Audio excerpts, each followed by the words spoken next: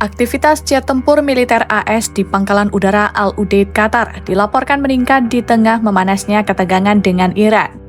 Media Israel melaporkan, beberapa pesawat tempur AS termasuk pesawat tanker pengisian bahan bakar udara KC-135 dan pesawat pengebom strategis B-52 lepas landas dari Pangkalan Udara Al-Udeid pada Minggu 11 Januari 2026 malam.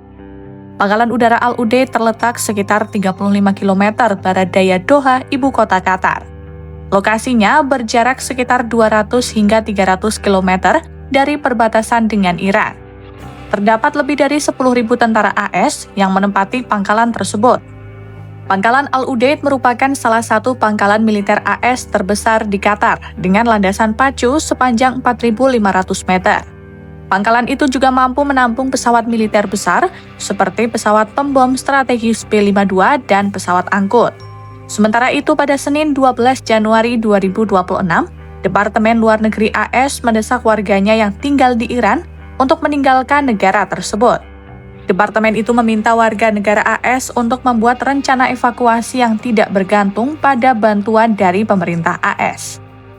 Mereka juga mengatakan bagi warga AS yang tidak bisa meninggalkan Iran, supaya tetap berada di daerah yang aman dan menyimpan kebutuhan sehari-hari.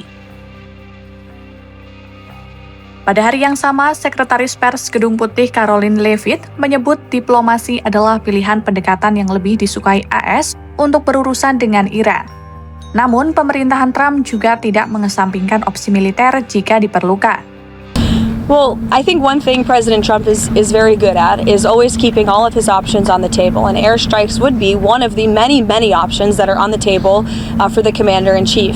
Diplomacy is always the first option for the president. He's told all of you last night that what you're hearing publicly from the Iranian regime is quite differently from the messages the administration is receiving privately, and I think the president has an interest in exploring those messages. However, with that said, the president has shown he's unafraid to use military options if and when he deems necessary, and nobody knows that better than Iran.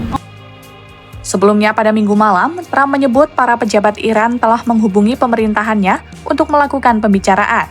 Kini Trump mengatakan pemerintahannya tengah bernegosiasi untuk mengatur pertemuan dengan Teheran. Trump telah mengancam akan mengambil tindakan militer terhadap Iran atas tindakan kerasnya terhadap para demonstran. Trump dan tim keamanan nasionalnya juga disebut telah mempertimbangkan berbagai respons potensial terhadap Iran, termasuk serangan cyber dan serangan langsung oleh AS atau Israel. Menanggapi ancaman itu, pemerintah Iran menyatakan akan merespons dengan tegas setiap campur tangan atau serangan dari pihak luar.